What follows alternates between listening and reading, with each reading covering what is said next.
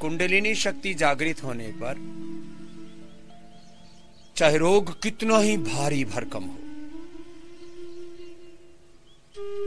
वो कई बार जैसे रातों रात व्यक्ति बीमार पड़ जाता है, कोई कोरोना से लेकर के किसी ऐसे ही बीमारी की चपेट में आ जाता है कि बॉडी रेस्पॉन्ड ही नहीं करती, हार्ट फेलियर हो जाता है, लंग फेलियर हो जाता है, लिवर किडनी फेलियर हो जाता है, एकदम से क्रिएटिनिन घटने लगा, एकदम से प्लेटलेट घटने लगा, एकदम से ऐसी चीजें पूरी हालात होने लगती है कि आंखों के सामने देखते देखते आदमी ढह जाता है और मौत के आगोश में सो जाता है। ऐसी कुंडलिनी शक्ति जागृत होने पर अनायास एक एक रोग निरस्त हो जाता है। अप्रतिम शक्ति है। बाईं ओर सीढ़ा, दाईं ओर से पिंगला, बीच से सुषुम्ना, सूर्य नाड़ी, चंद्र नाड़ी, सुषुम्ना नाड़ी, इनके साथ जुड़ी हुई 72,72,10,001 नाड़ियां, इन्हीं से जुड़े हुए अष्ट चक्र नवद्वार, इन्हीं से जुड़े हुए अन्नमय, प्राणमय, मनोमय, विज्ञानमय, आनंदमय कोश, पंच ज्ञानेन्द्रिय, पंच कर्मेंद्रिय, अंतःकरण चतुष्टय, 37 ट्रिलियन सेल्स, एक एक सेल का 7 बिलियन बेस पेयर का डीएनए का पूरा कंपोजिशन,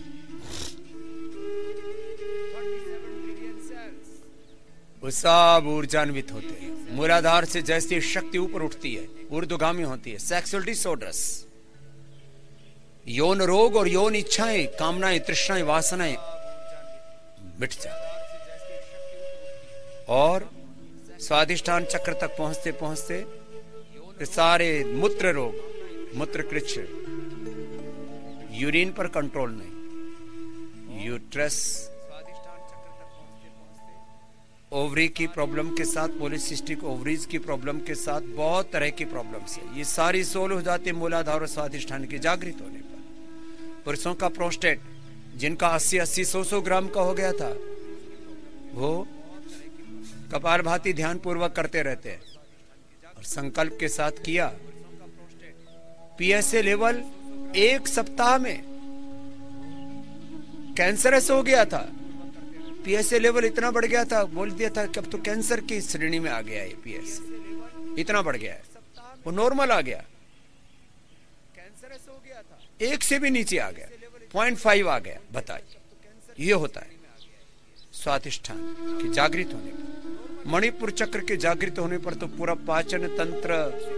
और पेनक्रियास से लेकर के, कोलाइटिस से लेकर के, फैटी लीवर से लेकर के, लीवर स्प्लीन के तमाम तरह के सब रोग मिट गए।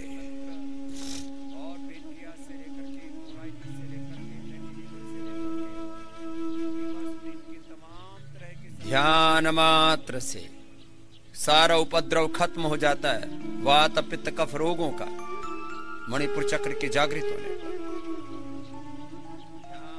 अनवरजम, कैटाबॉलिज्म, मेटाबॉलिज्म का, सभी केमिकल्स और हार्मोन्स का बैलेंस, फिजिकल के साथ साथ मेंटल जो इम्बैलेंस होता है,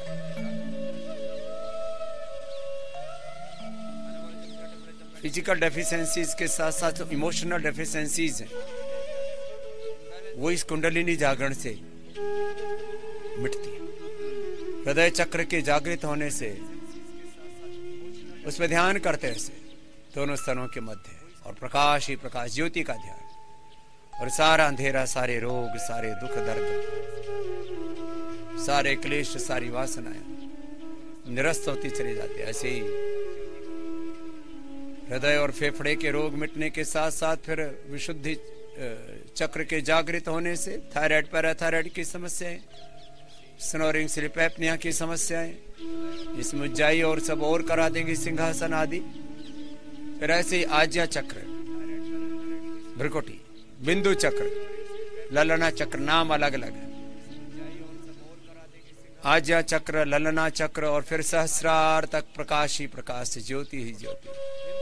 ऐसे ही इसको भस्त्रिका, कपालभाति, बाह्य प्राणायाम, उज्जाई, अनुलोम विलोम,